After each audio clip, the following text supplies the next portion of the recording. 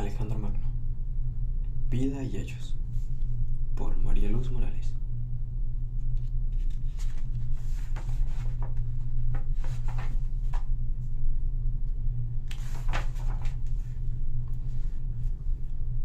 Prólogo. No son estos tiempos de hazañas guerreras. El chocar de las espadas cansa ya en nuestros oídos, a los que suenan mejor las músicas de la paz que el fragor de la guerra. Mas aún siendo así, y aún no estando nuestros oídos habituados al clamor de la lucha, ni nuestros ojos al dilatado horizonte de las conquistas, no puede por menos de engrandecernos el contacto con lo que es grande.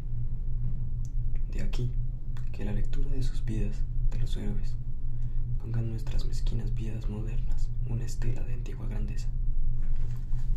Y entre los héroes antiguos, difícil es hallar una figura más entera, más acabada, más estatuaria, física y moralmente hablando, que esta de Alejandro Magno.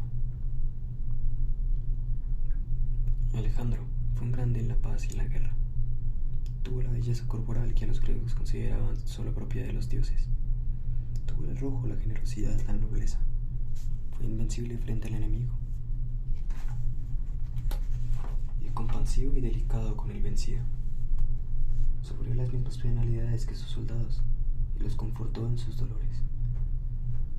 Les recompensó sus heroicidades con largueza. Tuvo por maestro al severo Leónidas y a Aristóteles, uno de los más grandes sabios que jamás hayan existido. Amó y fomentó las bellas artes, y solo consintió que le retratasen a Apeles y Praxíteles. Admiró sobre todas las cosas del mundo a Homero, y supo de memoria la Ilíada y la Odisea. Corrió aventuras, conquistó mundos, se cubrió y cubrió los suyos de gloria. Durante muchos siglos el comercio siguió avanzando, prosperando al impulso dado por Alejandro. Fundó 70 ciudades que por largo tiempo fueron centros comerciales importantes. La geografía y las ciencias naturales dieron un paso gigante con las expediciones de Alejandro a países tan distantes. Así fue Alejandro, grande en la paz y en la guerra. Nada importa que, afortunadamente, no sea nuestra época propicia al fragor guerrero. La compañía de los grandes nos engrandece. Adentrémonos, pues, en la de Alejandro Magno. Capítulo primero. Infancia y juventud de Alejandro. En Macedonia, floreciente, reino de Grecia antigua, nació 356 años antes de Cristo el gran Alejandro. Fueron sus padres Filipo el rey de aquel país y su esposa Olimpias. Aun cuando la mucha fama y gloria de que gozó este gran príncipe en la antigüedad diera en Paulo la creencia fabulosa de que no era hijo del hombre mortal, sino de Hércules, de Aquiles o del mismo Júpiter. También se asegura, claro que con fundamento idéntico, que a su venida al mundo procedieron infinidad de prodigios. La noche anterior al nacimiento de Alejandro, su padre Filipo soñó con un enorme anillo de hierro, en el que veíase grabado un formidable león, cuya memoria la ciudad de Alejandría conservó por largo tiempo el nombre de Leontópolis. El más famoso adivino de aquellos tiempos, llamado Aristrando, declaró que tal sueño denotaba el valor y virtud del infante que había de nacer. Es cosa sabida también que la misma noche en que Alejandro nació, un loco, un enfurecido, cuyo nombre guarda justamente en silencio la historia, prendió fuego al templo de Diana, en Efeso, uno de los más célebres de toda Asia. Puesto a tormento el incendiario para que confesara la razón de su crimen, declaró no haber tenido otro motivo para cometer tan malvada acción que el de hacer perpetuo y memorable su nombre. Su castigo, aún mayor que la misma muerte, fue que se prohibió terminantemente que tal nombre fuese jamás escrito ni pronunciado, con lo cual se perdió en la noche del tiempo. Mas los magos y adivinos que a la sazón se hallaban en Efeso dijeron que sentían este incendio, no solo por la pérdida del tiempo, sino por creerlo presagio cierto de alguna considerable ruina. Érales indudable que a aquella hora se encendía en alguna parte la antorcha cuyo incendio había de abrazar a todo Oriente. Y ya hemos dicho que a aquella hora nacía Alejandro. En aquel mismo tiempo sometía a Filipo a Podidea, colonia de los atenienses. Vencían sus carros en los Juegos Olímpicos y sus ejércitos triunfaban de los bárbaros en una gran batalla. Magos y adivinos predijeron también: será invencible un príncipe que nace entre tantas palmas y victorias. Y se refiere que sobre la casa de Alejandro nacía, en que Alejandro nacía, se mantuvieron por un día entero 2 águilas, lo cual fue presagio de que poseería los 2 imperios de Europa y de Asia. Algunos autores añaden que el día de nacimiento de este príncipe se oyeron grandes truenos y se vieron caer muchos rayos. Todo esto sucedía el 6º día de junio, al que los macedonios llamaron Leo, al principio de la Olimpiada 106 y a los 400 años de la fundación del pueblo romano. O sea, como ya hemos dicho, unos 356 años antes de la venida al mundo de nuestro Señor Jesucristo. No solo presagios, sino también las acciones de Alejandro, desde su edad más tierna, fueron para Filipo augurio de la futura grandeza de su hijo. Y por ello, para que un día fuese digno de la corona y el cetro que había de ostentar, y capaz de encauzar con prudencia y sabiduría al pueblo que había de regir, empleó el mayor cuidado en darle una exquisita educación. El mismo Aristóteles, el más grande sabio y filósofo de su tiempo, recibió de Filipo, con ocasión del nacimiento de Alejandro, un mensaje concebido en estos términos: Filipo Aristóteles, salud. Hagaos saber, me ha nacido un hijo, de cual yo, beneficio, no he dado tantas gracias a los dioses, porque me lo hayan concedido, cuanto porque haya sido en vuestro tiempo.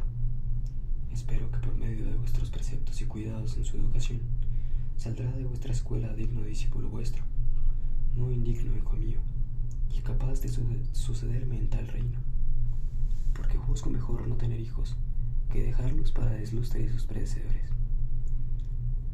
Aristóteles fue, en efecto, maestro de Alejandro, que, en verdad, aprovechó de modo extremado sus enseñanzas, enriqueciendo e ilustrando su espíritu con el conocimiento de las ciencias, al tiempo que practicaba toda clase de ejercicios que pudiera servirle después para la guerra. Y dícese que, desde la infancia, al par que crecía en hermosura y robustez, dio a Alejandro muestras de la mayor generosidad, de aquella generosidad sin límites que había de ser norma de su vida. Era hermoso y agradable, dicen sus biógrafos, aun cuando despreciaba todos los adornos, diciendo que el cuidado de la línea y de la compostura solo era permitido para las mujeres. Tenía los miembros bien proporcionados y el cuerpo robusto, fornido y más vigoroso en realidad que en apariencia, pues era de mediana estatura. Tenía las carnes blancas, las mejillas rojas, los cabellos rubios y ensortijados, los ojos, según dicen, negro el derecho y azul el izquierdo. La ligereza de su cuerpo era admirable y, disputando el premio de las carreras a los más ligeros corredores de su país, los ganaba siempre. De este príncipe se conservan solo retratos hechos por grandes artistas, pues con el mayor cuidado y bajo gravísimas penas estaba prohibido que ninguno lo retratase sin orden suya, para que por mano de pintores y escultores vulgares no perdiese su rostro nada de su belleza, gracia y majestad naturales.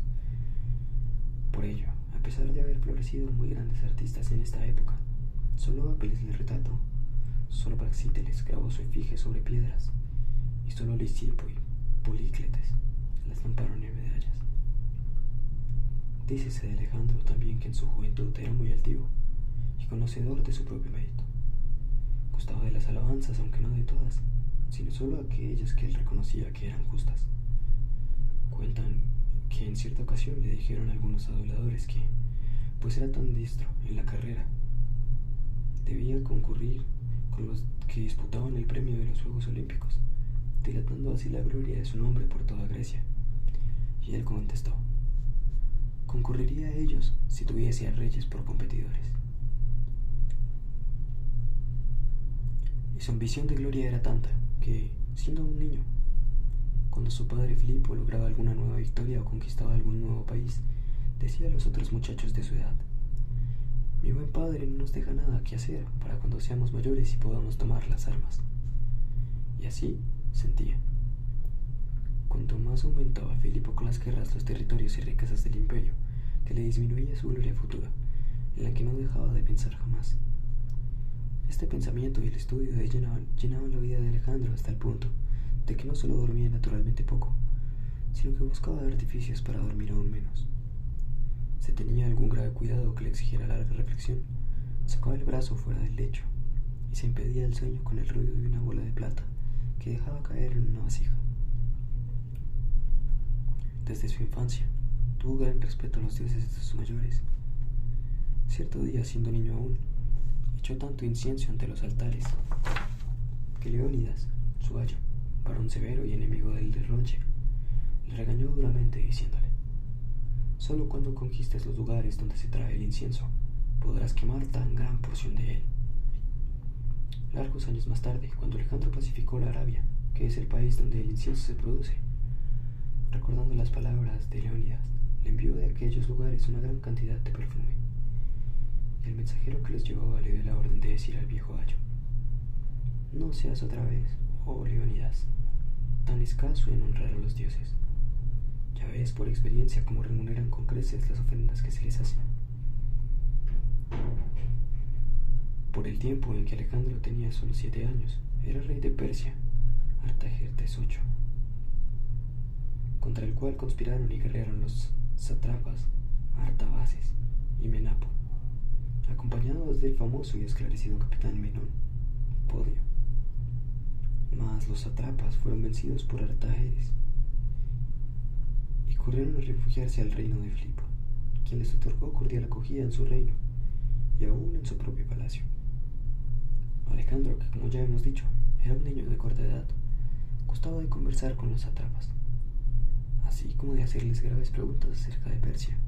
Aquel país parecía atraerle con fuerza irresistible desde su más tierna infancia. Así quería informarse con toda minuciosidad de los fundamentos en que se afirmaba la grandeza y el poder de los persas. ¿Qué armas usaban? Si sus pueblos eran valerosos y generosos, sus caballos. ¿Cuántas jornadas había de Susana Macedonia? ¿Qué genio tenía el rey? ¿En qué ejercicios y en qué distracciones se ocupaba? Se estimaba en mucho la virtud. Habiendo perdonado después a Artajerjes y a los sátrapas enviándolos a buscar al reino de Filipo, causó tan gran admiración Alejandro a los embajadores del rey Persia, lo mismo por sus prudentes palabras que por sus heroicas acciones, que uno de los mensajeros no pudo por menos de exclamar: este niño es ya un gran rey. En tanto Aristóteles le instruía en los secretos de la naturaleza y la retórica, en la política, en la medicina. Aristóteles era hijo de un médico descendiente de Esculapio, y en la filosofía a la que le tuvo gran amor, y en la que logró tantos progresos, que se tuvo por cierto en su tiempo que si venció a los persas lo debió, más que a sus armas, a sus riquezas, a su generosidad, a su prudencia, templanza y justicia. Y él, Alejandro, correspondía con tanto entusiasmo a las enseñanzas de Aristóteles, que solía decir como debía no menos obligación a Aristóteles que a Filipo, porque si al uno le debo el beneficio de vivir, reconocía al otro el de vivir bien. Estimaba también Alejandro sobre las cosas de la antigüedad, a Homero y sus obras. Así, habiendo mandado guardar un cofrecillo que trajo de entre los despojos de Damasco, habiéndoles preguntado a sus cortesanos a lo que él lo destinaba, respondió: lo dedico para guardar las obras de Homero, que son las más preciosas que el ingenio humano puede hacer. Por eso, la edición del famoso poeta, que él con gran cuidado hizo perfeccionar, se llama la de Natresio, del cofrecillo de olores y perfumes. Y otro día, como uno de sus vasallos llegase a él para darle una noticia demostrando gran alegría y satisfacción, Alejandro le preguntó: ¿qué noticia puedes traerme que sea digna de tanto regocijo, como no sea la de haber resucitado a Homero? En aquella época de su vida, cuando Alejandro estaba en la adolescencia aún, los más celebrados caballos del mundo eran los de Tesalia, y el más estimable y el más fuerte y hermoso de todos era el bucéfalo, por lo cual Filónico, natural de Farsalia, juzgándolo digno de tan gran príncipe, se lo envió a Filipo. Más sucedió que salieron al campo para probarlo, pero no pudo conseguir ninguno de los caballerizos ni de los picadores montarlo, pues a todos los despedía y arrojaba lejos, de sí con tal ímpetu que todos fueron de opinión de desecharle por indomable. Viendo todo esto, el joven Alejandro no hacía más que decir: qué lástima que la poca destreza y escaso valor de estos malogren tan generoso animal.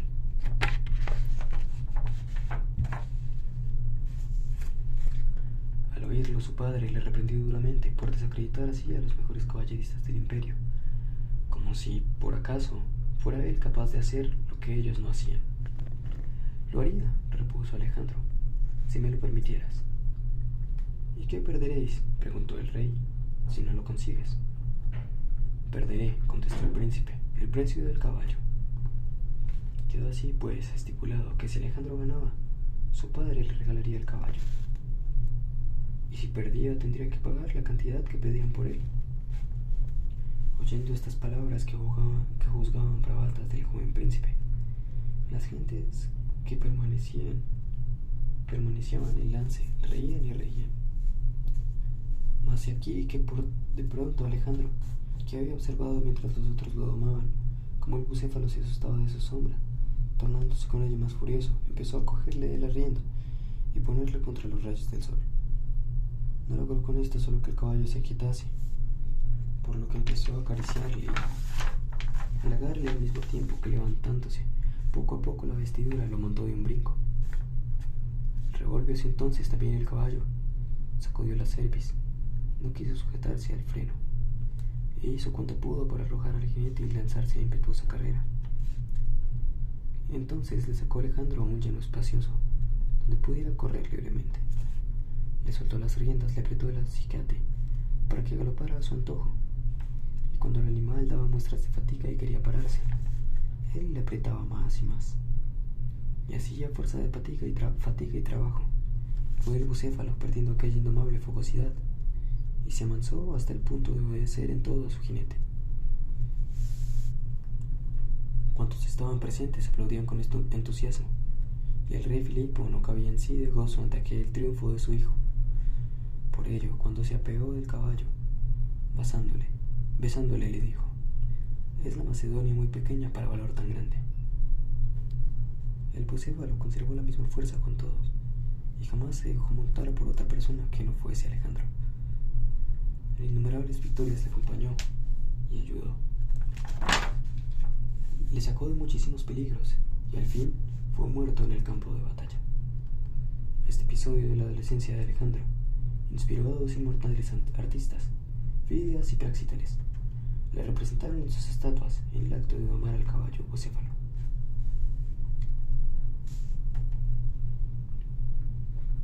Capítulo 2. Guerras y fin de Filipo. Tan entusiasmado estaba Filipo con el talento y valor de Alejandro, su hijo, que a pesar de no contar con más que 16 años, pasó a su cuidado el reino de Macedonia, dándole plenos poderes para gobernarlo, mientras él sitiaba a Bizancio. En tanto, los medarores, pueblos de la Tracia, sujetos a Macedonia, que deseaban ardientemente sublevarse, supieron que el reino quedaba pendiente de las débiles manos de un niño, y aprovecharon la ocasión que se les ofrecía, levantando con gran brío contra el poder real. Alejandro, gozoso de que tan pronto se le ofreciera ocasión de mostrar su valor y eficacia, se puso a la frente de los pocos generales que su padre le había dejado. Venció y arrojó de la ciudad a los rebeldes, y después hizo donación de ella para que la habitasen a los extranjeros. Agradecidos estos a tal beneficio, en recuerdo de su nombre, la llamaron Andrinópolis. Al saber este suceso, sintió Filipo gran satisfacción, mas temiendo que el ardimiento del joven le llevara a cometer aún más grandes empresas, superiores acaso a sus fuerzas juveniles, le hizo unirse al ejército que él mandaba, y que a la sazón hallabase intentando dominar las provincias de Quersoneso. En esta época fue cuando el regreso de Setia pasando por las tierras de los tribellos, en que estos se negaban a dejarle paso si no se les daba parte del botín. Tras sangriento y cruel comandante, cayó el rey Filipo herido en un muslo, y con su caballo muerto debajo de él. Acudió entonces Alejandro, que le acompañaba, y cubriendo con su escudo al rey, dio muerte a los que se precipitaban a rematarle, y puso en fuga a los demás. Quedó Filipo cojo desde entonces, lo que le producía grandísimo enojo, mas su hijo Alejandro solía decirle: no sintáis el defecto que os causó tal herida, señor, pues así, cada paso que dais es testimonio de vuestro valor y virtud. A la sazón pretendía Filipo dominar en toda la Grecia. Ello era difícil, porque los griegos, los atenienses muy especialmente, eran muy celosos de su libertad, y a los atenienses, cuya resistencia animaba el famoso Demóstenes, se unieron los tebanos, yendo así contra Filipo, los dos pueblos más poderosos de toda Grecia. Las guerras se sucedían, no cedían ni uno ni otro, y ello determinó al fin que se pensase en librar una sola gran guerra, en la que se jugase la libertad de toda Grecia. Acalejandro, no pudiendo moderar su ardor guerrero, era el primero en aconsejar a su padre que aceptase aquella magnífica ocasión que se le ofrecía para acrecentar y consolidar su gloria. Se dio la batalla, y con tanta furia combatieron unos y otros, que por mucho tiempo permaneció la victoria indecisa, hasta que al fin Alejandro, a quien su padre había dado al mando de una de las alas del ejército, compuesta de tropas escogidas, acometió vivamente a la corte sagrada de los tebanos. La obligó a dejar su puesto y abrió el camino para la victoria. Los bravos atenienses, agotadas ya sus fuerzas con el calor y las heridas, desanimados y perdidos con la derrota de sus aliados, no pudieron resistir largo tiempo el empuje de los macedonios, y así, una sola batalla decidió la libertad de toda Grecia. Sobre el campo de los atenienses quedaron más de 1000 muertos, más de 2000 fueron hechos prisioneros. Filipo, que deseoso de pasar a la conquista de Persia, quería ganarse el afecto de los griegos con clemencia y dulzura, envió a su propio hijo Alejandro a decirle a los atenienses: mi padre os admite a su gracia y os brinda la paz, os permite que enterráis a vuestros muertos y da la libertad a los prisioneros. Y aquí que la fama de esta victoria rindió a todos los demás pueblos que habían tomado las armas contra la dominación macedónica, sin que entre todos los griegos quedasen exentos de su dominio, más que los lacedemonios y los arcades. Cuando Filipo hubo conseguido esto, convocó en Corito a todos los jefes de los pueblos conquistados y les animó que le ayudaran a llevar guerra al otro lado de los mares, a Persia, no solo para vengar antiguas ofensas, sino para liberar a las ciudades de Grecia, situadas en el Asia de la servidumbre de los bárbaros, borrando así la ignominia que resultaba a los griegos de ella. Les pidió también que ellos mismos nombrasen quién debía ser su general.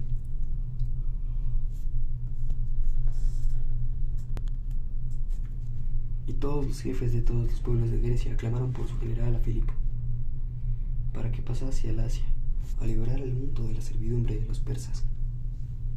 Se calcularon los medios que cada pueblo podría dar, y resultó que los aliados griegos dieron a Filipo para esta expedición 200.000 infantes y 15.000 caballos, sin contar los macedonios ni los bárbaros que estaban sometidos a ellos. Mientras en los asuntos guerreros coronaba la fortuna todos los deseos de Filipo y su hijo Alejandro, colmando su ambición de gloria en la vida íntima del rey y del príncipe, no iban las cosas tan bien.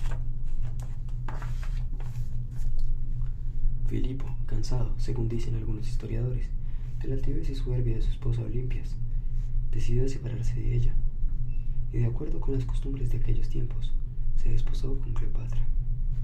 Amargamente y no sin razón, se quejó Olimpias, y Alejandro afeó enérgicamente a su padre aquella conducta. Ello fue un banquete dado por Filipo en honor de Cleopatra.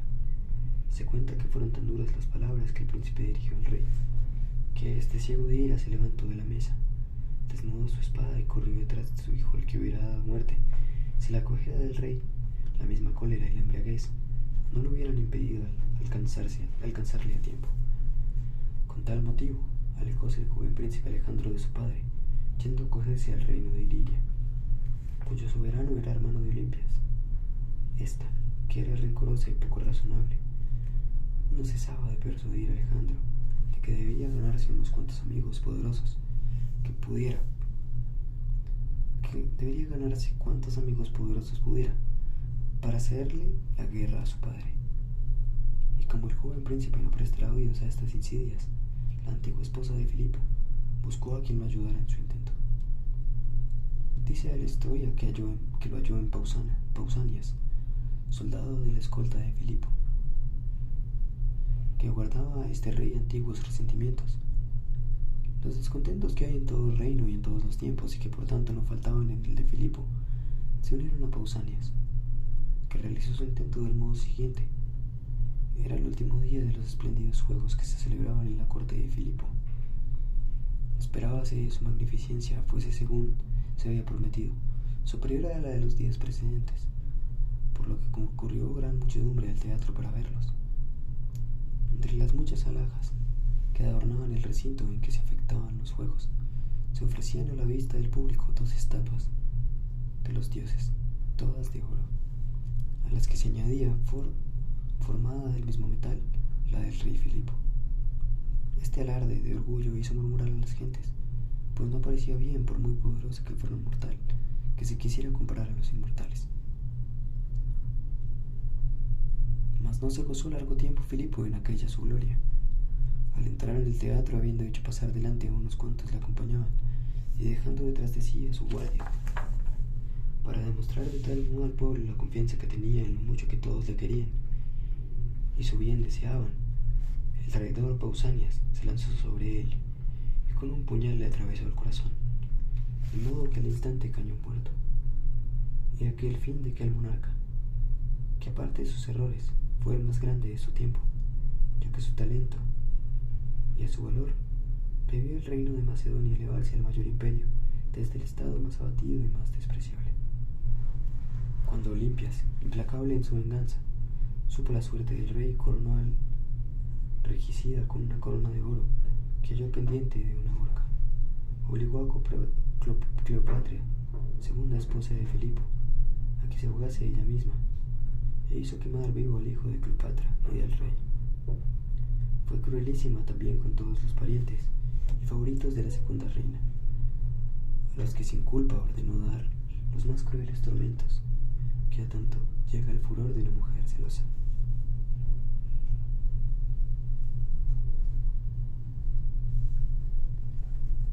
Capítulo 3. Alejandro, rey. Todas estas infamias cometíalas Olimpias en ausencia de su hijo, Alejandro, quien, como ya hemos dicho, después del segundo matrimonio de su padre, se había acogido a la hospitalidad del rey de Iliria, aunque no se le ocultaba a nadie la mucha generosidad y el mucho valor del joven Alejandro. Apenas había quien se atreviera a creer que un príncipe de 25 años osara echar sobre sus hombros el peso de tan grande imperio, ni en caso de que lo hiciese, que tuviera fuerzas bastantes para sostenerlo. Todos odiaban la tiranía de Olimpias, a quien la desgracia había tornado espantosamente cruel, y todos deseaban sacudirse su yugo.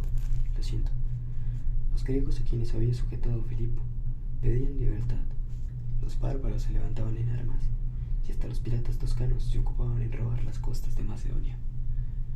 ¿Cómo podía el joven Alejandro, sorprendido por la muerte de su padre, alejado de su patria, pobre e inexperto, luchar con tan serios y terribles enemigos? Pues luchó y venció, a pecho descubierto, con la verdad en los labios y el valor en aquel, su valor indomable en el corazón.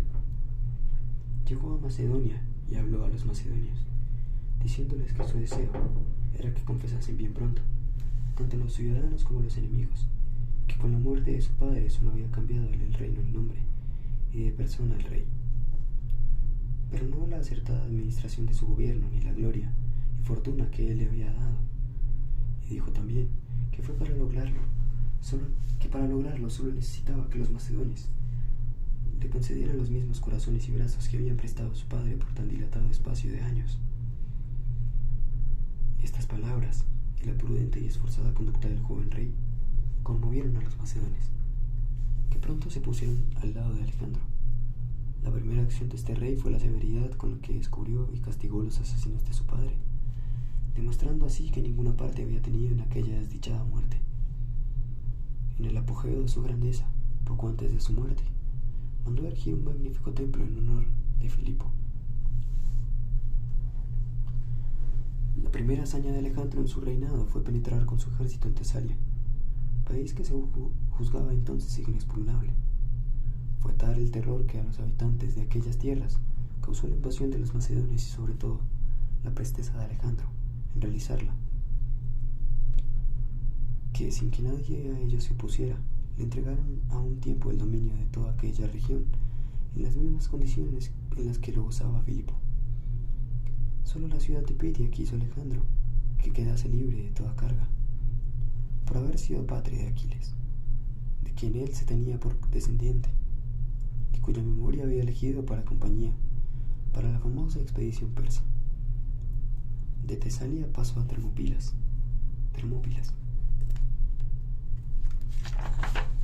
Después fue a confirmar a los de Abrasia la libertad que habían recuperado poco antes, y más tarde ordenó que su ejército se acercase a Tebas, donde venció el orgullo y pertenencia de los beocianos y atenienses, donde quedó reconocido por general de todos los griegos en lugar de Filipo, tratándose allí también de las tropas que debían acompañar a Alejandro a Persia. Fue en aquella época cuando, sabedor Alejandro que en Cráneo, arrabal de Corinto, se encontraba Diógenes, el célebre filósofo cínico, quiso verle y hablarle. Hallábase Diógenes en un bosquecillo de cipreses, casi desnudo, y teniendo por toda casa un tonel, pues prefiriendo a las riquezas y el reposo a la libertad de ánimo, eligió una pobreza voluntaria. Llegó Alejandro al bosquecillo. Iba muy ricamente ataviado y seguido de su magnífico séquito, y halló allí a Diógenes, metido en su tonel. Dejaba tranquilamente que le bañara el sol. Al ver el rico cortejo que llegaba, el filósofo no se movió. ¿Sabes quién soy?, le preguntó el monarca, deteniéndose ante el tonel. Y como el otro no le contestara, añadió: pues sabe que soy Alejandro. Ah, repuso el filósofo con indiferencia, pues yo soy Diógenes. ¿Sabes que poseo un imperio y que miles de hombres inclinan su cerviz ante mí? Yo no poseo más que este tonel, me basta. En cuanto a los hombres, no creo en ellos. Hace mucho tiempo que busco uno y ni con linterna lo encuentro. Ante el cinismo del filósofo, el monarca, en vez de enojarse, sonrió. Era aquel lenguaje tan distinto del que los cortesanos solían usar. Por ello, dijo Alejandro a Diógenes: me gusta tu manera de ser, no mentía a la fama, al proclamar que eres un hombre extraordinario. Tanto me agradas que quiero concederte lo que me pidas. Di, ¿qué deseas? Y con la misma indiferencia le contestó Diógenes: que te apartases un poco y no me quites el sol. Palabras que conmovieron y agradaron sobremanera a Alejandro, pues veía en ellos el desprecio de aquel filósofo hacia su elevada fortuna, por lo que es fama que dijo a los que se hallaban con él: en verdad, si no fuera Alejandro, quisiera ser Diógenes. Siempre preocupado con su proyecto de llevar la guerra a Persia, pasó Alejandro del Peloponeso a Delfos, donde quiso consultar a Apolo acerca del éxito de ella. Más sucedió que, al llegar al templo, le envió a decir la sacerdotisa que no podía hacerse la consulta hasta que pasaran algunos días. Y Alejandro, impaciente por conocer las respuestas del dios, fue hacia donde la sacerdotisa se encontraba, y a la fuerza quiso llevársela para el templo, en cuyo camino, viendo que la obstinación del monarca podía más que la misma ley, la sacerdotisa dijo a grandes voces: invencible eres, hijo mío. Y al oírla, Alejandro la detuvo diciendo: Admito con feliz anuncio tus palabras. Nada más necesito saber del oráculo. Y calmadas sus inquietudes volvió a su reino, donde empezó a prepararse para hacer la guerra a los pueblos que despreciaban la autoridad de Macedonia. Ante todo acudió contra los tracios, que se habían apoderado de la cumbre del monte Emo, para impedirle el paso, cerrando su campo con carros en forma de trincheras. Pero Alejandro, conociendo el designio del enemigo, ordenó a los suyos que dejasen paso a los carros, después de haber intentado avanzarlos, y que cuando los otros les disparasen repentinamente, ellos se postrasen en tierra y se cubriesen con sus escudos, uniéndose los unos a los otros, a modo de galapos. Y con este sencillo expediente quedó frustrada la astucia de los enemigos, porque la mayor parte de aquellos carros pasaron por el lugar que les hicieron los macedonios abriéndose, sin que el peso de los que pasaban por encima de los soldados causaran estos ningún daño, pues esto se evitaba tanto por la defensa de los escudos como por la misma velocidad que los carros llevaban. Dentro ya del cerco, los macedonios, libres del temor que se habían visto, lanzaron agudos gritos de regocijo, marchando contra los bárbaros y los flecheros. Partiendo del ala derecha, cargaron con las saetas sobre las avanzadas. En cuanto la gente de Alejandro pudo combatir a pie, firme rechazó fácilmente a un enemigo que iba casi desnudo, ligeramente armado. Pero esto mismo que ocasionó la pérdida de los bárbaros le facilitó mucho más su fuga, ya que libres del peso de las armas pudieron escapar más fácilmente por ciertos lugares desconocidos a los enemigos. Esto, no obstante, la victoria de Alejandro en el monte Emo fue completa y absoluta. Después de esta hazaña cometió Alejandro el rey Sirmo, y luego volvió sus armas contra las getas que habían puesto en batalla. De la otra parte del río Istro, o Danubio, 4.000 caballos y 10.000 infantes, a cuya empresa le movió no tanto el interés de la guerra, sino el deseo de lograr la gloria, de haber pasado el más caudaloso río de Europa, a pesar de que las más poderosas naciones estorbaban su tránsito. Hizo, para lograrlo, poner en los bajeles que tenía toda la caballería que en ellos pudo caber, en barcos su infantería, de la que tenía gran número, y el resto lo hizo pasar en odres. Así, atravesaron los macedonios el gran río, ocultando su presencia los crecidos trigos que había en la ribera. Los getas apenas se dieron cuenta de ellos hasta recibir su primera carga de caballería, que no hay que decir cuánto les sorprendió y aterrorizó, porque ha de saberse que era el ejército macedónico a la sazón el más poderoso del mundo. Los hombres más valientes y robustos formaban su famosa falange, que un biógrafo moderno de Alejandro describe del modo siguiente: la falange, precioso instrumento de combate, que según parece llegó a evolucionar con la precisión de los ejércitos modernos, constaba de 10 filas y 6 de fondo, todas armadas de una larguísima lanza de 5,5 metros. Las 6 primeras filas empuñaban con las 2 manos las lanzas en dirección del enemigo, de modo que el hombre de la primera fila estaba protegido por 6 lanzas. La suya, que alcanzaba unos 5,5 metros, la del hombre de la segunda fila, que le pasaba de 5 metros, la de la tercera, que le pasaba de 4 metros, la de la cuarta, que le pasaba de 3, la de la quinta, que le pasaba de 2, y la de la sexta, que le pasaba de 1 metro. Los hombres de las demás filas sostenían a sus compañeros y reemplazaban a los heridos. En caso de necesidad, las últimas 8 filas se volvían espaldas a sus compañeros. La falange representaba entonces por todos lados una línea impenetrable de lanzas. Por esto se comparaba la falange a un animal monstruoso erizado de hierro. La falange era una masa pesada, lenta, en movimientos, que solo maniobraba bien en terreno llano.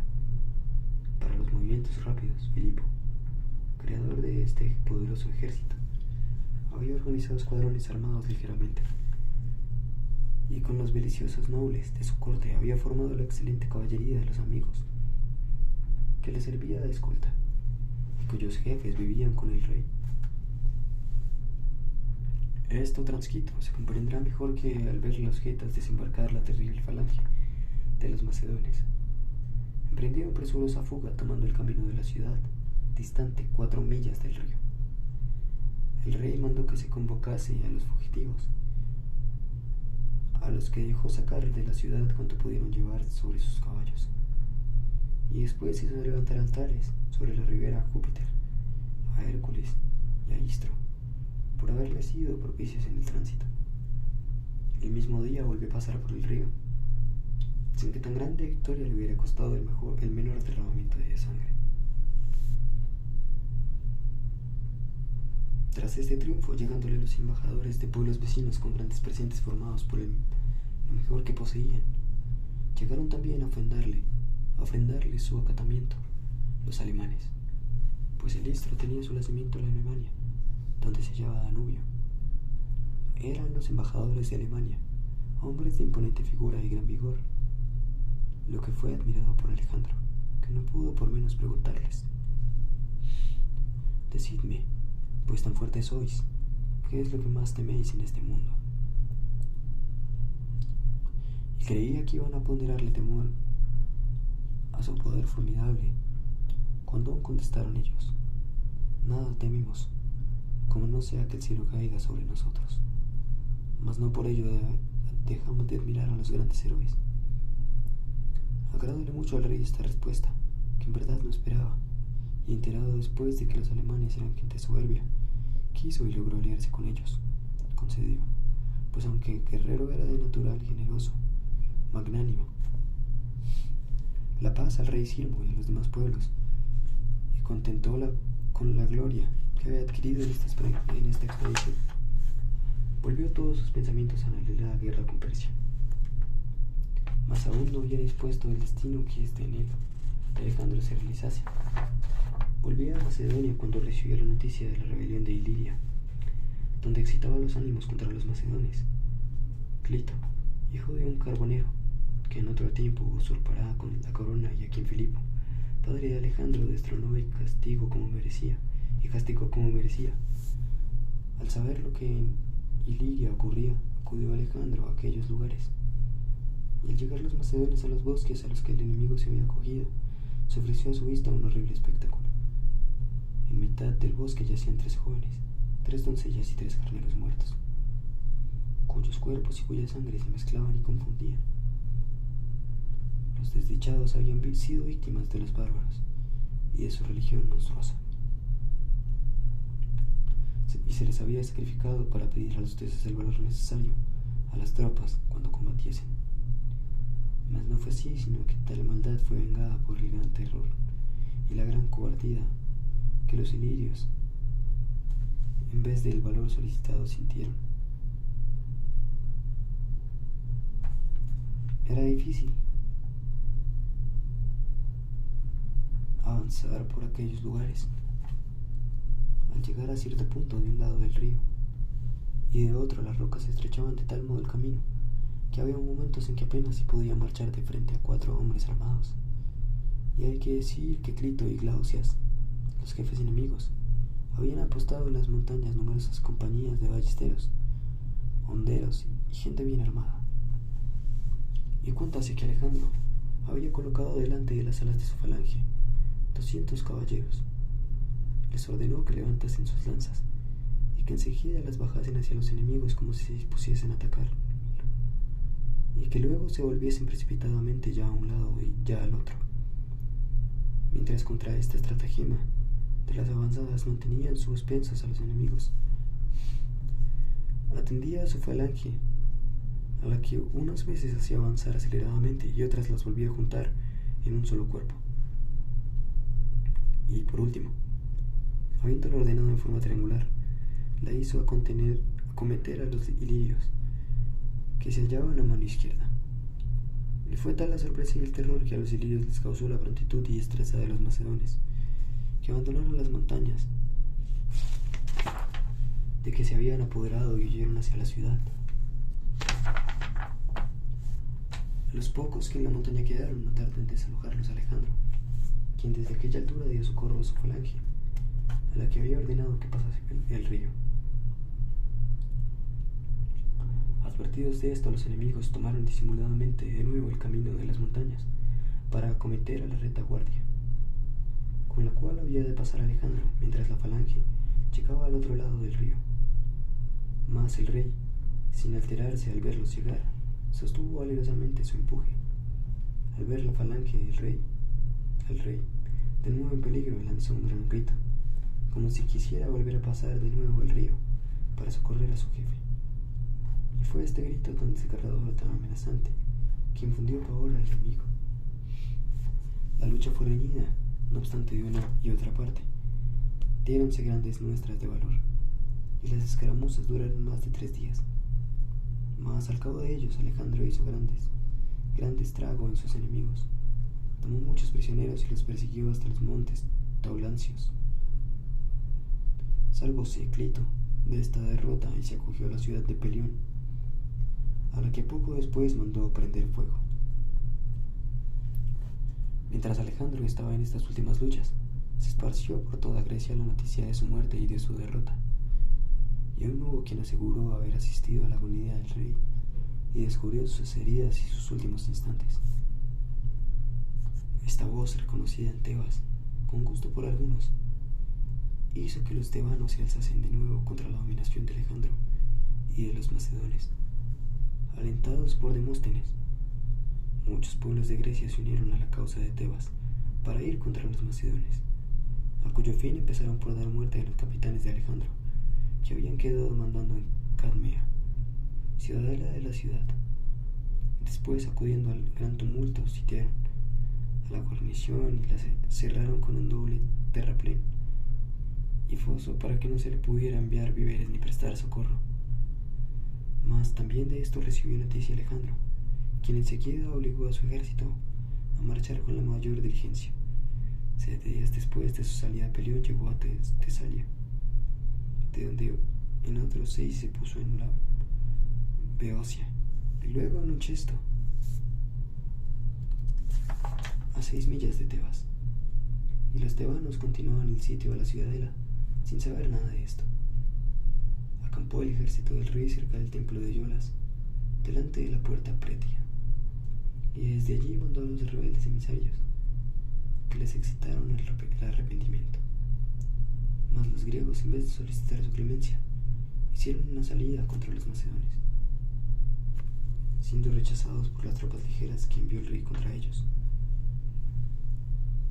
A la mañana siguiente, queriendo Alejandro socorrer a los suyos, que estaban encerrados en la ciudadela, hizo acercar sus tropas a las puertas, y en aquel paraje aguardó la reducción de los tebanos, a quien ofreció perdón. Sí, arrepentidos lo solicitaban.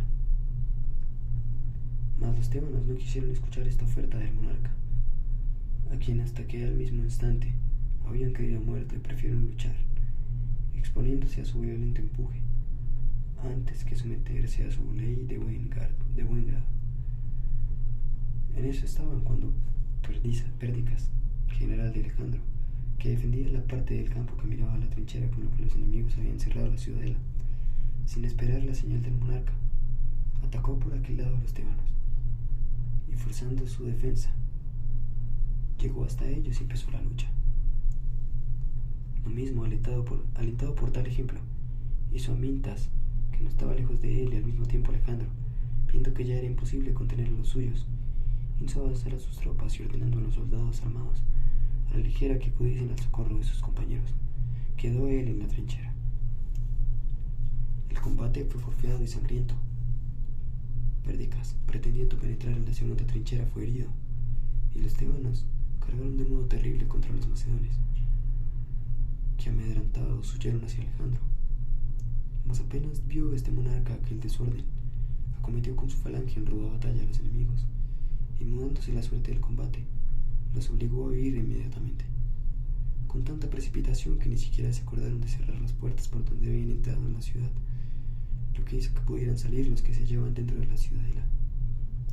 De esta suerte fue tomada la más noble de las ciudades de la Grecia, en el mismo día que se le puso sitio. Dícese que, desde hacía tiempo, numerosos presagios señalaban la desolación y ruina de la ciudad de Tebas, en el templo de Ceres. Una tela de araña que aparecía blanca cuando la victoria acompañaba a los tebanos, mostrase incompletamente negra. Pocos días antes de la llegada de los macedonios cayeron al suelo las estatuas que se alzaban en la gran plaza de la ciudad. Al lago cercano a Luncheste lanzó un horrible bramido y la fuente de irse manó sangre en vez de agua. Pues el momento de esta ruina había llegado con la rebelión de los tebanos y la victoria de Alejandro. No odiaba a este generoso príncipe a aquella ciudad ni a alguna otra, mas si tenían gran malquerencia contra ella los focenses y los boeocianos, que eran sus aliados. Estos fueron, pues, los que persuadieron al rey a la entera ruina de Tebas, determinándole a que se demoliesen en castigo a su traición todos los muros y edificios, al que se repartían sus tierras a voluntad del rey entre los vencedores. Sin embargo, quiso Alejandro que se privasen los templos y los demás lugares sagrados, poniendo gran cuidado en que no sufrieran ningún daño. Tampoco permitió que se echasen abajo las estatuas erguidas a los dioses y a los hombres ilustres en lugares públicos, no dejando ni siquiera que se tocasen, por lo que se refiere muchos habitantes de la ciudad, mientras duró el sitio, ocultando sus riquezas debajo de las vestiduras de estas estatuas, donde se hallaron 20 años después, cuando Casandro reedificó Tebas. En cuanto al castigo de los tebanos recibieron, fue muy duro. Salváronse, sin embargo, de él los descendientes de Píndaro, famosísimo poeta que en sus versos había alabado al antiguo Alejandro, abuelo de Alejandro Magno, salvándose también cierta dama principal en esta llamada Timoclea, en cuya casa entraron con violencia durante el saqueo algunos tracios, y después de insultarla, escarnecerla brutalmente, le preguntaron si había ocultado sus riquezas en alguna parte. Contestó ella al comandante de los tracios que sí, guiándole hasta la huerta de su casa, y le mostró un pozo diciéndole que lo mejor de su oro y de su plata lo había ocultado allí. Inclinóse el bárbaro sobre el brocal del pozo, y mientras medía su profundidad con la ansiedad a la que le estimaba su codicia, la dama le cogió por fuerza por las piernas y lo arrojó dentro, y viendo que hacía grandes esfuerzos por salir, le tiró encima un gran número de piedras hasta acabar con él.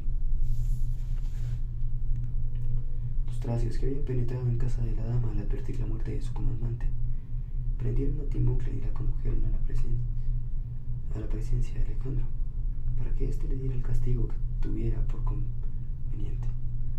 Al preguntarle al rey quién era y por qué había cometido tal delito, ella contestó: soy hermana de Teógenes, general de los tebanos, que peleó contra Filipo tu padre y murió defendiendo la libertad de Grecia.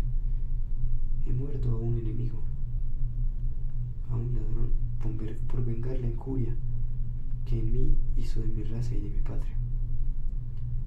Alejandro, que admiraba y estimaba sobre todo los rasgos de valor y energía, conmovido por tan arrogante respuesta, la dejó en libertad a ella y a sus hijos.